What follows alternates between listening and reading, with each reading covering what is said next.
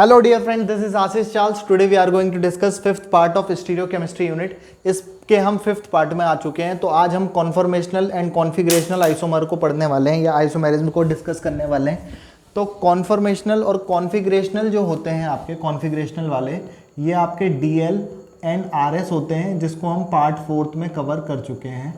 तो आज हम इस वाली बात को हम डिस्कस नहीं करेंगे। तो आज हम सिर्फ जो डिस्कस करने वाले हैं वो कॉन्फॉर्मेशनल करेंगे। तो जिसने नहीं देखा वो फोर्थ पार्ट को जा करके देख सकते हैं। अभी हम फिलहाल कॉन्फॉर्मेशनल आइसोमर की बात करने वाले हैं या आइसोमेरिज्म की बात कर रहे हैं। तो कॉन्फॉर्मेशनल आइसोमेरिज्म में क्या होता है कि ये आपके अपने आप में एक स्टीरियो आइसोमर है। तो स्टीरियो आइसोमर है तो हम जानते हैं कि मॉलिक्यूलर फॉर्मूला सेम होता है, लेकिन 3D स्पेस में ओरिएंटेशन डिफरेंट होता है, बस इतना ही फर्क होता है। तो कॉन्फॉर्मेशनल में बिना बॉन्ड तोड़े सिंपली मॉलिक्यूल के अंदर एटम या ग्रुप को रोटेट करा करके कॉन्फॉर्मेशनल बनाते हैं, और जब हम बॉन्ड को तोड़ते हैं DL और RS में हमने सीखा था वो कॉन्फिगरेशनल बनते हैं। फिलहाल आज हमें जो बात करनी है वो कॉन्फॉर्मेशनल आइसोमेरिज्म पे पढ़नी है। तो थर्ड पार्ट में हमने डिस्कस किया था इसके रिप्रेजेंटेशन के बारे में। तो हमने 4 टाइप के रिप्रेजेंटेशन पढ़ाए थे आपको, वेज, न्यूमैन और सॉहर्स एंड फिशर। तो एक वेज को मैं दूसरे वेज में कन्वर्ट करना आपको सिखा रहा हूँ। तो मैं एक वेज से दूसरा वाला फॉर्म, जब उसका दूसरा स्टीरियो आइसोमर बनाऊंगा, तो उसको बनाने के लिए हम सिंपली बॉन्ड को तोड़ेंगे नहीं, सिर्फ रोटेट करेंगे। तो रोटेट करने के लिए हम किस तरीके से दिखाते हैं, हम उसे समझने की कोशिश करते हैं। तो आओ सीखें। तो इसके लिए मैं आपको एक होममेड मॉडल बता रहा हूँ। अदरवाइज़ तो हर स्टूडेंट्स 2000-5000 रुपये खर्च नहीं कर सकता मॉडल के लिए। तो हम सिंपली इसे एक घर पे भी होममेड बना सकते हैं। एक मॉडल बना रहे हैं जिसके बेसिस पर हम इसे समझने की कोशिश करेंगे या सीखेंगे। तो हम वेज रिप्रेजेंटेशन की बात करते हैं। तो वेज में हमने आपको बताया है कि जैसे अगर आपके पास ये कार्बन है, सपोज़ ये कार्बन का है, यहाँ पे H है, यहाँ पे H है, यहाँ पर H है और H है, तो टेट्राहेड्रल ज्योमेट्री बनती है sp3, एक V ऐसा और एक V ऐसा। तो ये आपको 2 V दिखाई दे रहे हैं, ये एक टेट्राहेड्रल ज्योमेट्री है। तो मैं इसको आपके लिए ऐसा बना देता हूँ। ये मैंने फिक्स किया है और मुझे इसे रोटेट करना है। तो मैं रोटेट करूँगा तो आपको वहाँ सामने से, अगर आप ऑब्जर्वर हैं, आप डिपेंड करता है ऑब्जर्वर कहाँ है। तो आप वहाँ से देख रहे हैं तो आप ऑब्जर्वर है, आप मॉलिक्यूल को वहाँ से ऑब्जर्व कर रहे हैं, तो आपको ये Y की तरह दिख रहा होगा। तो यहाँ पर हम वैसे तो कॉन्फॉर्मेशन फॉर्म्स कितनी बनाई जा सकती है, इसको मैंने फिक्स किया और बाकी के बॉन्ड को घुमाना है। तो घुमाने के लिए हमारे पास इनफाइनाइट एंगल है, 0.1, 0.001, 1.5, 1.00051 1 पॉइंट, ऐसे बहुत सारे इनफाइनाइट कॉन्फॉर्मेशन फॉर्म्स बन सकते हैं। लेकिन हमें एग्जाम्स में और भी चीज़ें करनी है, तो हम यहाँ पे मेनली 3 एंगल्स पे बात करते हैं। तो अगर बोला जाए किसी भी मॉलिक्यूल में कितनी कन्फॉर्मेशन फॉर्म्स बन सकती है, तो हम इनफाइनाइट एंगल उसे घुमा सकते हैं। तो इनफाइनाइट एंगल घुमाएंगे तो हमारी बहुत सारी इनफाइनाइट फॉर्म्स बन सकती है। लेकिन हमें इनफाइनाइट फॉर्म बन सकती है, लेकिन मेनली जिसे हमें डिस्कस करना होता है वो आपके 3 एंगल्स यहाँ पे मेन होते हैं। तो उन मेन एंगल्स पे हम घुमा करके कॉन्फॉर्मेशन फॉर्म बनाना सिखाएंगे आपको। एक तो 60 डिग्री, 120 डिग्री और आपका एक 180 डिग्री। तो जब कभी भी कॉन्फॉर्मेशन फॉर्म्स की बात होती है तो इन्हीं 3 एंगल्स पे होती है, और कोई ज़्यादा डिस्कशन नहीं किया जाता। तो मैंने इसे फिक्स किया, ये आपको Y जैसा दिख रहा होगा। हमें पता है टेट्राहेड्रल ज्योमेट्री ऐसे होती है, एक V नीचे की तरफ और एक V ऐसे की तरफ। अगर मैं ऐसे पकड़ना चाहूँ तो ऐसे भी कर सकते हो। ये बोर्ड पर है और एक अबव द, अगर मैं CH4 को अगर आपको दिखाऊँ तो मैंने आपको लास्ट क्लासेस में लास्ट पार्ट्स में आपको डिफाइन किया है। ये बिलो द प्लेन है, ये अबव द प्लेन है। तो ये टेट्राहेड्रल ज्योमेट्री ऐसे रखता है। तो एक्चुअली ये 2 चीज़ें तो बोर्ड पर है, ये वाला जो H है बिलो द प्लेन, ये बोर्ड के पीछे, और ये अबव द प्लेन है। वेज रिप्रेजेंटेशन थर्ड पार्ट में मैंने इन्हें डिस्कस किया है इस बातों को। तो अब हम यहाँ पे देख रहे हैं, तो मैं मॉलिक्यूल को सपोज आपको समझाने के लिए ऐसे पकड़ रहा हूँ और आप वहाँ से ऑब्जर्वर है, तो आप इसे 120 डिग्री, वैसे तो इनके बीच का एंगल 109 होता है, लेकिन हम इन्हें जोड़ दें तो ये एक टायर के कार के स्टीयरिंग जैसा हो जाएगा। और स्टीयरिंग जैसा हो जाएगा तो हम इसे 120 डिग्री घुमाएंगे। तो 120 घूमने पे ये यहाँ, ये वाला यहाँ और ये वाला यहाँ आ जाएगा। तो माना इसे सपोज़ A, ये B, ये C है, तो ये वाला घूम करके आपको ऐसा दिखाई देगा। तो अभी भी अगर आप ध्यान से देखें तो ये अभी भी आपको Y जैसा ही दिख रहा है। तो 120 डिग्री घुमाने पर फिर से घुमा दूँ तो ये अभी Y है, अभी भी Y है, अभी भी Y जैसा ही है। तो 120 डिग्री घुमाने पर Y से सिंपली इसे समझा नहीं जा सकता, इससे बेटर टेक्निक कुछ नहीं हो सकती इसे समझने की। तो Y, सीधा Y बिकम्स सीधा Y एंड उल्टा Y बिकम्स उल्टा Y। तो सीधा Y रहता है और उल्टा Y ही रहता है। जबकि हम 60 डिग्री घुमाते हैं तो कैसा होता है, तो 60, सपोज़ मैंने इसे यहाँ से फिक्स किया अब मुझे ऐसे क्लॉक भी घुमा सकते हैं, क्लॉक ऐसे चलती है आपके लिए और एंटी क्लॉक वाइज ऐसे चलती है। तो क्लॉक अगर मैं घुमाऊं तो ये 120 डिग्री यहाँ से यहाँ पहुँचने पे 120 होगा, लेकिन अगर मुझे 60 पे रोकना है तो मैं ऐसे घुमा करके यहाँ पे स्टॉप कर दूंगा। तो अभी आप देख सकते हो कि सीधा वाई आपको दिख रहा होगा, लेकिन अगर आप देखो तो ये उल्टा वाई बन गया। और फिर 60 घुमाओ तो ये यहाँ से यहाँ तो 120 होगा, लेकिन क्लॉक वाइज घुमाओगे तो 60 डिग्री यहाँ से यहीं पे रुक जाएगा। देखो उल्टा वाई से सीधा वाई बन गया। तो 60 डिग्री घुमाने पर सीधा वाई बिकम्स उल्टा वाई एंड उल्टा वाई बिकम्स सीधा वाई। आप इस बात को हमेशा ध्यान रखेंगे। और 180 डिग्री घुमाने पर भी सीधा वाई बिकम्स उल्टा वाई और उल्टा वाई बिकम्स सीधा वाई। ये आपके लिए इसे फॉर्मूला समझो या इसे बहुत ट्रिक समझो, टेक्निक समझो। इससे बेटर टेक्निक इसे समझने की और कुछ हो नहीं सकती। तो आप इस टेक्निक के थ्रू आप इसे समझ सकते हैं। तो बस ये बात आपको वाई वाली ध्यान रखनी है, बाकी सारी चीज़ें बहुत सिंपल होने वाली है थोड़ी देर में। बहुत कॉम्प्लिकेटेड हो जाता है ये जब आपको 3D में इमेजिनेशन करना होता है, बट मैं इसे कोशिश करूँगा कि बहुत सिंपल से सिंपल आपको समझाने की कोशिश कर सकूँ। तो हमने आपको ये 3 एंगल्स पे घुमाना बताया। तो हमने आपको बताया क्लॉक कैसे चलती है, एंटी क्लॉक कैसे चलती है, बस आपको यही छोटी मोटी बातें ध्यान रखनी है। और अब हम इसे घुमाने की कोशिश कर रहे हैं। तो एक कॉन्फर्मेशन से दूसरे कॉन्फर्मेशन फॉर्म्स पे हम आपको बताते हैं। तो सपोज़ मैंने एक आपको ये ले लिया, सपोज़ मैंने ये फ्लोरीन, क्लोरीन और ब्रोमीन और आयोडीन ही ले लिया, क्योंकि मैं यहाँ पे कुछ और भी चीज़ें कवर करूँगा इसलिए मैं ये एग्जांपल ले रहा हूँ। अब मैंने क्या किया, सपोज़ मैंने आई को फिक्स कर लिया, आई को फिक्स किया और बाकियों को मैं 120 डिग्री क्लॉकवाइज घुमा रहा हूँ। तो कई कितने एंगल पे भी घुमाया जा सकता है। फ़िलहाल मैंने ये मॉलिक्यूल मेरा ऐसा है, यहाँ जहाँ मैंने पकड़ा हुआ है वो मेरा आई है, ये बी आर हो गया, ये above the plane C L और ये एफ आपका बिलो द प्लेन हो गया। इतनी बातें आपको समझ में आ रही होगी। जब मैंने यहाँ से इसे फिक्स किया तो मैं मॉलिक्यूल को यहाँ से ऑब्जर्व कर रहा हूँ। तो अब आप वहाँ से नहीं देख रहे, आप यहाँ पर हैं। तो जब आप ऑब्जर्वर यहाँ पर होते हैं तो आप क्लॉक ऐसे चलती है और एंटी क्लॉक ऐसे चलती है। तो जब मैं इसे क्लॉकवाइज घुमाऊँगा तो ये वाला जो पॉइंट है, जो क्लोरीन है, ये घूमेगा 120 डिग्री पे यहाँ, ये वाला यहाँ और ये वाला यहाँ पहुँच जाएगा। तो मैं इसे घुमा देता हूँ तो ये Cl जो है वो कहाँ चला जाएगा, F की जगह। तो Cl तो चला गया F की जगह, यहाँ पे F बिलो द प्लेन था, ये घूम के Br की जगह, और Br कहाँ आ जाएगा, आपके सामने अबव द प्लेन आ जाएगा, मतलब अबव द प्लेन इस साइड आ जाएगा। तो अगर हम यहाँ पे देखें तो मुझे इतना ज़रूर समझ में आता है कि मैं 120 पे घुमा रहा हूँ, आई तो फिक्स था। अब बाकी सीधा ये वाई कैसा है, सीधा वाई है। तो ये अभी भी कैसा वाई है, सीधा वाई है। सीधा वाई रहता है, उल्टा वाई रहता है 120 डिग्री पे। तो आपने क्लॉकवाइज घुमाया था तो क्लॉक ऐसे चल रही थी। तो मैंने अभी आपको बताया कि ये जो Cl था वो कहाँ चला जाएगा, इसकी जगह। तो Cl बिलो द प्लेन चला गया। यहाँ पे बिलो द प्लेन पे कौन था उस समय, F घूम करके यहाँ आता, जब घूमता एक ही बारी में। तो F उसी समय जब आपने इसको यहाँ पहुँचाया तो F यहाँ आ जाएगा, तो F आ जाता प्लेन पे। यहाँ पे कौन था, Br, और जब Br क्लॉकवाइज घूमता तो क्लॉकवाइज घूमने पर ये अबव द प्लेन आपका पहुँच जाता। तो ये आपका क्या हो जाता, Br हो जाता। तो इस तरीके से आपने ये कॉन्फर्मेशन फॉर्म बनाई। सिंपली रोटेशन करवाया है, बॉन्ड को तोड़ा नहीं है। जबकि D से L, R से S बनाने में बॉन्ड टूटता है, बिना बॉन्ड तोड़े आप उसे नहीं बना सकते। तो बिना बॉन्ड तोड़े सिंपली रोटेशन से एक रूप से दूसरे रूप में स्टीरियो आइसोमर तो है, मॉलिक्यूलर फॉर्मूला सेम है, 3D स्पेस में जुड़ने का ऑर्डर डिफरेंट है। ये अबव द प्लेन है, ये बिलो द प्लेन है, ये बिलो है, ये प्लेन पे है, तो ये चीज़ें डिफरेंट है। तो यही आपके स्टीरियो आइसोमर कहलाते हैं।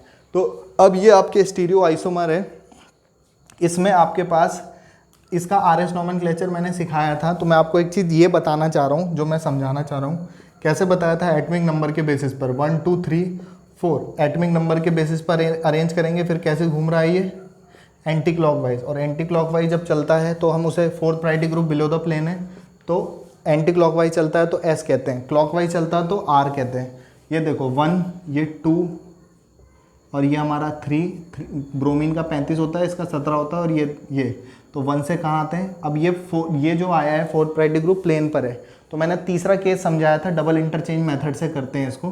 तो डबल इंटरचेंज मेथड से करने के लिए हम इसको RS नोमेनक्लेचर की बात कर रहा हूँ, आप जा करके 4th पार्ट में ज़रूर देख लेना अगर नहीं पता तो I को यहाँ लिखते हैं, Cl को यहाँ, इंटरचेंज किया, इन दोनों को इंटरचेंज करेंगे, F और ये Br यहाँ। अब 1 2 3 और ये 4, 1 से 2, 2 से 3, कैसे चल रहा है, क्लॉकवाइज चल रहा है।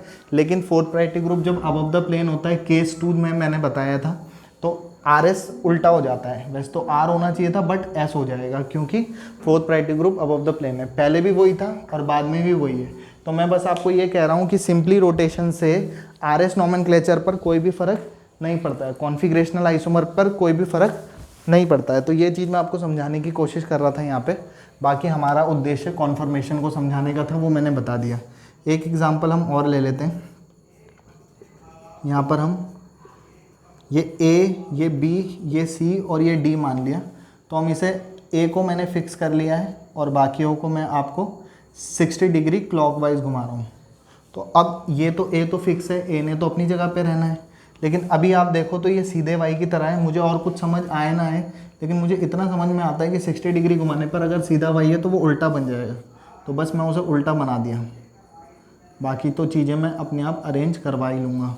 अब आपको इसे फिर से समझना है तो आप फिर से एक मॉडल, ये आलू लिया है हमने और बाकी ये स्टिक्स ले रखी हैं, कुछ टूथपिक्स हैं और ये A है। अब मुझे क्लॉकवाइज घुमाना है तो मैं मॉलिक्यूल को यहाँ से ऑब्जर्व कर रहा हूँ। ये अबव द प्लेन है C, तो ये कहाँ जाएगा 60 डिग्री। 60 डिग्री घुमाऊँगा जब मैं इसको, तो ये सिर्फ यहाँ से यहीं तक जाएगा, ये यहाँ से यहाँ और ये यहाँ से यहाँ। तो जब ये यहाँ से आएगा तो प्लेन पे आ जाएगा। तो ये सबसे पहले एक एक करके लगा लेते हैं। तो Cl यहाँ आता है, यहाँ ये बिलो द प्लेन है, ये मतलब उधर से देख रहे हैं तो बिलो द प्लेन है। बाकी ये वाला घूम करके यहाँ रहेगा, तो यहाँ से यहाँ रहेगा, तो ये बिलो द प्लेन ही रहने वाला है, जो कि B रहने वाला है। ये प्लेन पे था, ये घूम करके क्लॉक जब ऐसे चलेगी तो ये थोड़ा सा ऊपर आ जाएगा, तो ये अबव द प्लेन आ जाएगा, जो कि कौन होगा D। तो आप इस तरीके से आप इसे रोटेट कर सकते हो। तो अभी आप सबसे टफ जो इसमें होता है वो वेज वाला ही होता है। ऐसे ही आप 180 डिग्री वगैरह घुमा करके भी इसको प्रिपेयर किया जा सकता है। 180 डिग्री वाले पे आप पॉज करके स्क्रीनशॉट ले लें जल्दी से, फिर मैं आगे एग्जांपल में बात कर रहा हूँ। एक एग्जांपल और देख लेते हैं हमारा, बाकी मैं औरों को बहुत जल्दी जल्दी समझा दूंगा आपको। सपोज़ ये ICl Br और हमने ये F ले लिया और यहाँ पर हम इसे रोटेट कराने की कोशिश कर रहे हैं। तो फिर से मैंने I को तो फिक्स किया हुआ है और मैं बाकियों को 180 डिग्री क्लॉक घुमाऊँ या एंटी क्लॉकवाइज घुमाऊँ, कोई फ़र्क नहीं पड़ता क्लॉक और एंटी क्लॉकवाइज से। क्योंकि मैं आपको एक एग्जांपल दिखाऊं, जैसे ये है, आप इसे 180 घुमाओ तो 180 घूमने पर इसका 180 पोजीशन ठीक इसके अपोजिट में होगा। इसका यहाँ आएगा, इसका यहाँ आएगा, तो ये सीधे यहाँ दिखाई देता है, ये यहाँ, और इसका ये 180 ऐसे हो जाएगा और सीधा वाई उल्टा वाई बन जाता है और उल्टा सीधा हो जाता है। वो तो मैंने पहले भी बोल दिया था। फिलहाल I फिक्स है, बाकी ये सीधा वाई जैसा है तो ये उल्टा वाई बन जाएगा, और जब ये उल्टा वाई जैसा दिख जाएगा तो F का जो वो 180 पोजीशन होगा वो यहाँ पे होगा, यहाँ होगा, तो F तो यहाँ पे आएगा। अब ये जो Cl बिलो द प्लेन है बोर्ड के पीछे, तो 180 घूमने पर ये उतना ही पीछे है, वो बोर्ड के ऊपर आ जाएगा। तो अबव द प्लेन पे क्लोरीन आ जाएगा और ब्रोमीन पीछे की तरफ चला जाएगा बोर्ड के पीछे। तो इस तरीके से आपने 180 डिग्री पे भी रोटेशन करना सीख लिया और आपने सीखा कि वेज रिप्रेजेंटेशन को वेज में कैसे कन्वर्ट करते हैं। स्क्रीनशॉट लें और आगे बढ़ते हैं। हमने 4 टाइप के रिप्रेजेंटेशन पढ़ाए थे, जिसमें मैं पहले आपको क्लियर कर चुका हूँ। दूसरा है हमारे पास न्यूमैन रिप्रेजेंटेशन। तो न्यूमैन तो और भी सिंपल है, और बाकी रिप्रेजेंटेशन न्यूमैन से न्यूमैन में कन्वर्ट कर रहे हैं हम। फिर सॉहर्स और फिशर, 4 रिप्रेजेंटेशन की हमने बात करी थी, तो हम यहाँ पर न्यूमैन से न्यूमैन रिप्रेजेंटेशन पे बता रहे हैं। तो न्यूमैन के लिए हमने मिनिमम कहा था कि कम से कम 2 कार्बन होने चाहिए। इसको फ्रंट मानते हैं और इसको बैक। पहले वाले कार्बन को डॉट से, पीछे वाले कार्बन को सर्किल से दिखाते हैं। तो सपोज़ हमने एक एग्जांपल यही ले लेते हैं, आपके सामने ये ले लिया, चलो ईथेन ले लिया, CH3, पीछे वाले कार्बन पर भी 3 H लगे हैं, तो CH3 सिंगल बॉन्ड CH3, तो ये आपका ईथेन हो गया। अब हम आपका एक काम करते हैं, इसको बनाने के लिए हम क्या करेंगे, सबसे पहले ये लिया, हम यहाँ पे बस 2 ही आलू लेने की ज़रूरत पड़ेगी हमें। ये हमारा घर्रिया मॉडल है, क्योंकि मॉडल मिल जाते हैं, बाकी मंगवाना चाहें तो आप ऑर्डर से मंगवा सकते हैं, फ्लिपकार्ट वगैरह से भी, अमेजोन से मिल जाएंगे आपको, लेकिन 2-3 हज़ार रुपये काई के लिए खर्च करने। If you want to buy, सब स्टूडेंट्स नहीं खरीद सकते, सिंपली घर पे भी प्रैक्टिस कर सकते हैं, क्योंकि जब तक हम 3D में विजुलाइज़ नहीं करेंगे तब तक कुछ भी समझ में नहीं आएगा। तो इसलिए हर एक बच्चा सीख सके, तो मैंने कोशिश करी है मॉडल से हटा करके आपको इस सिंपल मॉडल से समझाने की। तो आपको ये फ्रंट कार्बन है और ये पीछे वाला कार्बन है। तो फ्रंट वाले कार्बन को अगर क्लॉकवाइज घुमाते हो या एंटी क्लॉकवाइज घुमाते हो, तो आपको बस पता है क्लॉक ऐसे चलती है, एंटी क्लॉकवाइज ऐसे। तो 3 ही एंगल पे हमें घुमाना होता है। हम जानते हैं सीधा वाई रहता है, सीधा वाई उल्टा, उल्टा वाई सीधा, इतने एंगल पर। तो हम यहाँ पर इन्हीं से रिलेटेड एग्जांपल पे बात कर रहे हैं। तो पहले वाले को तो C1 फ्रंट कार्बन को तो मैंने फिक्स किया, जबकि मैं C2 को 120 डिग्री क्लॉकवाइज घुमा देता हूँ। मैं इसको 60 डिग्री घुमा रहा हूँ कुछ चीज़ समझाने के लिए। तो ये हमारा फ्रंट कार्बन है, जो कि फ्रंट तो फिक्स था, तो यहाँ पे H H H ही है। अब मैंने इसे 60 डिग्री क्लॉकवाइज घुमा दिया। तो क्लॉकवाइज जब घूमेगा तो हमें पता है क्लॉक ऐसे चलती है, ये तो फिक्स है, ये वाला पीछे वाला घूम रहा है, तो ये वाला वाई, ये H H H। तो क्लॉक कैसे चलेगी, क्योंकि हम मॉलिक्यूल को पीछे से नहीं ऑब्जर्व कर रहे हैं, यहाँ से कर रहे हैं, तो ऐसे घूमेगा। तो ये घूम करके 120 घूमता तो यहाँ पहुँचता, लेकिन 60 डिग्री पे सिर्फ यहीं पे रुक जाएगा। तो आप ध्यान से देखो तो पहला वाला सीधा वाई और दूसरा वाला उल्टा। वैसे भी 60 डिग्री घुमाने पर पीछे वाले ने उल्टा ही बन जाना था। तो हम यहाँ पर अगर इस एग्जाम्पल को देखें तो मैंने आपको बताया भी था, इसे एक्लिप्स्ड कहते हैं। और क्योंकि आप इसे ध्यान से देखो तो मैं उस दिन भी कह रहा था ये और ये पास में है, तो ये बॉन्ड पेयर इलेक्ट्रॉन और ये बॉन्ड पेयर रिपल करेंगे, bond pair ripple, bond pair ripple. तो ये एक्लिप्स्ड फॉर्म ज़्यादा स्टेबल नहीं होती, जबकि स्टैगर्ड में ये दूर दूर होते हैं, तो इनके बीच रिपल्शन कम हो जाता है। तो रिपल्शन की वजह से इस फॉर्म को स्टैगर्ड कहते हैं। पहले तो नाम है इसका स्टैगर्ड, और स्टैगर्ड के स्टे से भी याद रख सकते हो आप कि ये इसके कंपैरिजन में ज़्यादा स्टेबल होती है। बाकी हम और फॉर्म्स के बारे में भी बात करेंगे। बाकी आपकी प्रैक्टिस है, मैं आपको और बना देता हूँ। C1 को 120 डिग्री क्लॉकवाइज। एक और एग्जांपल देखते हैं नया अलग से, तभी ज़्यादा समझ में आ पाएगा। इसमें मैं अलग अलग ले लेता हूँ आपको समझाने के लिए। A B C और ये आपका मैंने ले लिया D E और ये आपका F एक्लिप्स्ड फॉर्म है। तो C1 को मैंने 120 डिग्री क्लॉकवाइज घुमा दिया और C2 को 60 डिग्री एंटी क्लॉकवाइज घुमा दिया। अब देखो पहला फ्रंट वाला कार्बन और बैक वाला कार्बन, मुझे और कुछ समझ आए या ना आए, पर इतना ज़रूर समझ में आता है। बाकी हम मैनेज करेंगे, मतलब मुझे तो आता ही है, लेकिन मैं आपको बता रहा हूँ कि समझने के लिए आपको इतनी बात ही बहुत है। C1 120 डिग्री घूमेगा तो हमें कुछ और समझ आए ना आए, लेकिन क्योंकि पहले सीधा वाई था तो बाद में सीधा रहेगा। ये कितना 60 घुमाया तो मुझे पता है, बस सीधा वाई ने उल्टा हो जाना है।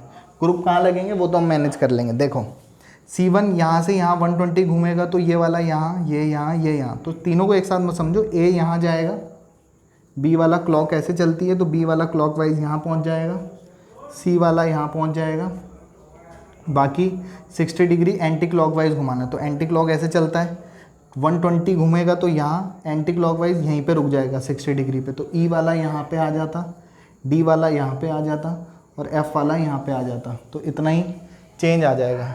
तो ये ध्यान से देखें तो अगर ये एक दूसरे की एक स्टेगर्ड फॉर्म भी है, ये एक दूसरे की स्टेगर्ड फॉर्म भी है, पहली वाली एक्लिप्स्ड वाली फॉर्म थी।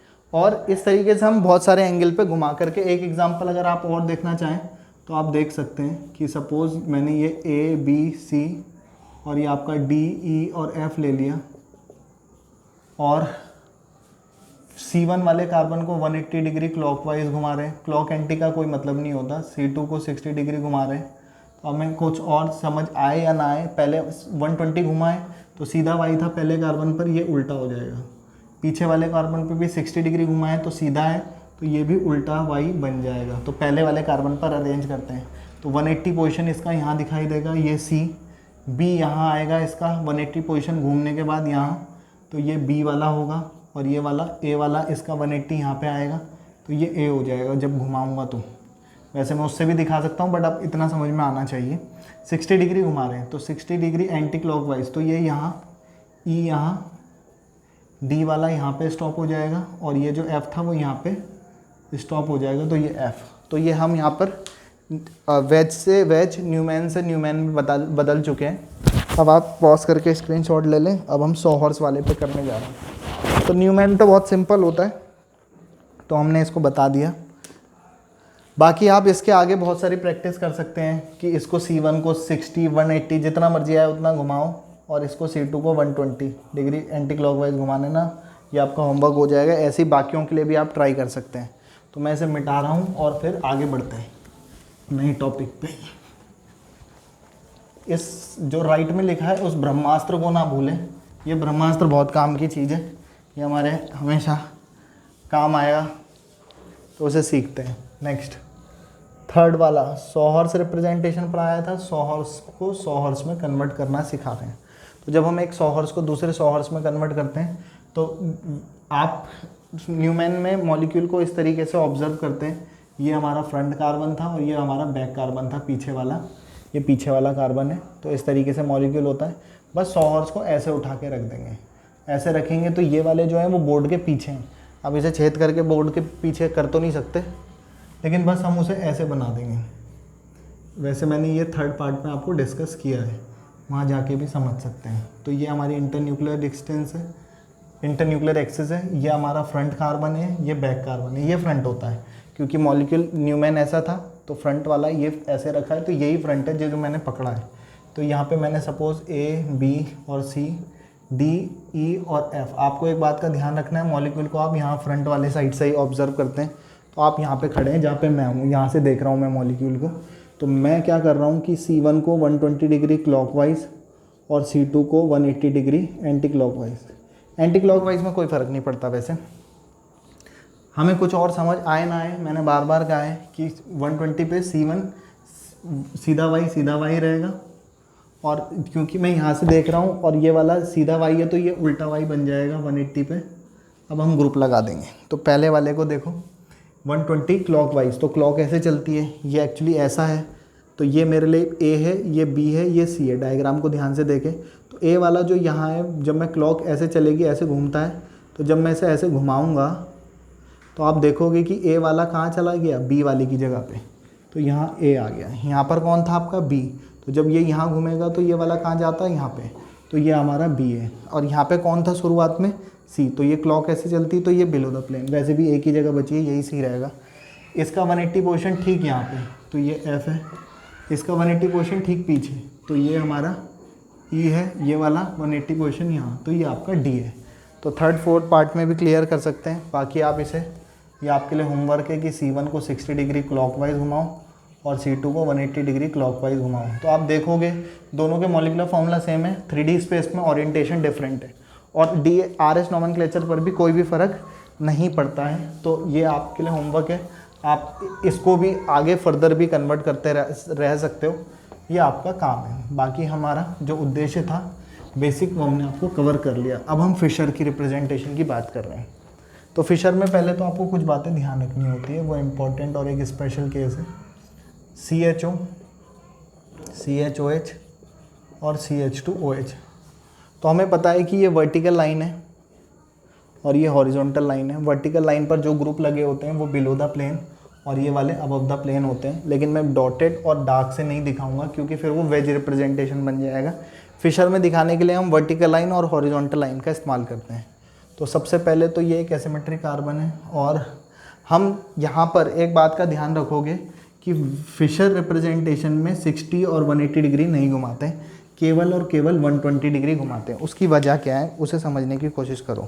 तो एक्चुअली ये न्यूमैन है, ये 2 कार्बन है, ये तो मैंने एक ही कार्बन वाला बनाया है, लेकिन ये 2 कार्बन को अगर मैं पिचका दूँ तो ये कुछ आपको ऐसा दिखाई देगा जब ये पिचकेंगे तो यही आपका फिशर रिप्रेजेंटेशन है जैसा आपको दिख रहा है।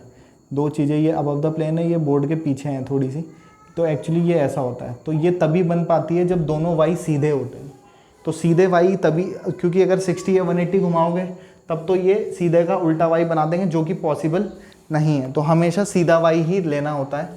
तो अब अगर मुझे इसे घुमाना हुआ 120 डिग्री घुमा सकता हूँ, 60 और 180 की कैटेगरी नहीं आती है। तो ये और सिंपल हो गया कि बस 120 घुमा सकते हैं। तो इसको मैंने फिक्स किया, यहाँ पे तो खैर यही कार्बन है, और बाकियों को क्लॉकवाइज घुमाऊंगा।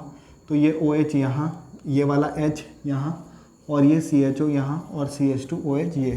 तो ये दोनों के मॉलिक्यूलर फॉर्मूला सेम है, कनेक्टिविटी भी सेम है, मतलब कार्बन से सेम ही ग्रुप लगे हुए हैं चारों, और यहाँ पर भी 4, ये दोनों के लिए सेम ही है ग्रुप लगे हुए हैं। तो मतलब सेम से मेरा मतलब H, CHO, CH2OH, OH, और यहाँ पे भी वही ग्रुप्स हैं। वैसे तो ग्रुप सारे डिफरेंट हैं, तभी एसिमेट्रिक सेंटर है, बट 120 डिग्री घुमा दिया। बाकी ये दोनों एक दूसरे के स्टीरियो आइसोमर है, और ये दोनों एक दूसरे के कॉन्फॉर्मेशनल फॉर्म्स हैं। बिना बॉन्ड तोड़े मैं सिंपली रोटेट करा करके ये सब काम कर रहा हूँ, तो ये कॉन्फॉर्मेशन फॉर्म है। DL और RS पर कोई फ़र्क नहीं पड़ता। बाकी फिशर में मैंने आपको बताया था कि ये रिप्रेजेंटेशन सही नहीं है, ये रिप्रेजेंटेशन सही है। उसकी वजह ज़्यादा से ज़्यादा कार्बन वर्टिकल लाइन पर लाई करना चाहिए और मोर ऑक्सीडाइज ग्रुप टॉप पोजीशन पे आना चाहिए। इस बात को मैं पहले ही कवर कर चुका था जब मैं आपको थर्ड पार्ट में बता चुका था। कुछ एग्जांपल और दिखा दूं मैं आपको, CHO, CHOH और CH2OH, ये एक एग्जांपल ले लिया। तो ये हमारा एक Y ये ऐसा है, सीधा Y ये है, और एक सीधा Y ये है। तो हम इस वाले को फ्रंट कार्बन मान के चलते हैं, इसको बैक कार्बन मान लेते हैं। बाकी अगर आपको इसको घुमाना हो, रोटेट कराना हो, तो आप ये घुमा सकते हो, फिर ये यहाँ, ये वाला यहाँ, और ये पूरा ग्रुप यहाँ। तो ऐसा हम वैसे घुमाते नहीं क्योंकि वो गलत फॉर्म बन जाती है, तो इसमें ज़्यादा हमें करना नहीं होता घुमाना फिराना। इस कौन से वाले में, फिशर रिप्रेजेंटेशन में। तो मैं यहाँ पर आपको चारों रिप्रेजेंटेशन कर चुका हूँ, और चारों रिप्रेजेंटेशन को कवर करने के साथ साथ एक फॉर्म को दूसरी फॉर्म में कैसे कन्वर्ट करते हैं वो मैं सारे पॉइंट्स आपको बता चुका हूँ। एक और इम्पॉर्टेंट बात कि इसमें वेज से वेज, न्यूमेन को न्यूमेन, सोहॉर्स से सोहॉर्स में हमने कन्वर्ट किया। अब मैं वेज को अलग अलग अलग अलग फॉर्म्स में भी कन्वर्ट कर सकता हूँ, लेकिन कन्फर्मेशनल फॉर्म से रिलेटेड जितना था वो हमें डिस्कस किया है। एक ब्यूटेन के लिए क्वेश्चन पूछा जाता है, उसको हम नेक्स्ट पार्ट में कवर करेंगे। वीडियो काफ़ी लंबी हो गई है, तो बाकी फ़िलहाल आप इसका पॉज करके स्क्रीनशॉट ले लें, इस ब्रह्मास्त्र को ना भूलें, और बाकी अपनी जी लो अपनी ज़िंदगी। कल ही पियेंगे आपका खून, या नेक्स्ट वीडियो में पियेंगे आपका खून। Have a good day, goodbye, good night, शुभ रात्रि।